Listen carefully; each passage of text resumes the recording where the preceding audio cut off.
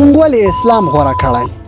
هر څوک چې د ځان لپاره څه خوښوي نو په هغه کې څه ځانګړتیاوې او صفات لټوي چې دته به ښه ښکاري، یا دا چې هغه خپله داسې شی وي چې د انسان لپاره د سرلوړۍ، برلاسي، خیر، نیکی او عظمت سبب ګرځي. د اسلام د دین په غوراوي او انتخاب کې خو موږ څه کوښښ هلې ځلې او منډې ترړې نه دي کړي، بلکې الله جل جلاله په خپل عظیم رحم او کرم باندې پر موږ پیرزوینه کړې او هغه یې پرته د کومو هلو ځلو را نصیب کړی.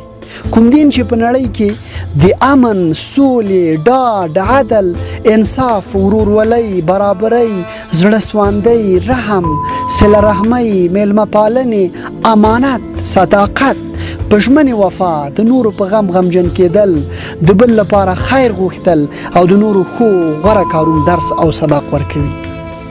هغه دین چې په مرګ او قبر دواړو کې د انسان د کامیابۍ او ډاډ زیری ورکوي.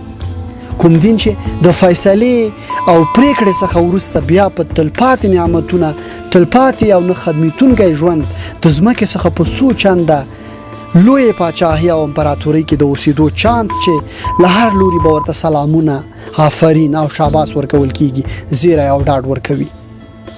آیا داسې دین او داسې لاره چې دومره غوراوالی، ګټه، فایده او ښه راتلونکې ولري د منلو، قبلولو، عملي کولو او نافذولو وړ نه ده؟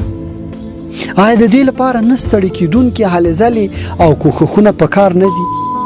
هغه دین او تګلارې چې دومره زیاتې ګټې او امتیازات ولري، آیا له هغه پرته بل داسې دین او تګلاره شته چې د خپلولو، منلو او قبلولو وړ وي؟ نه، هیڅکله نه. دا لیکنه خبیب خالد کړې ده.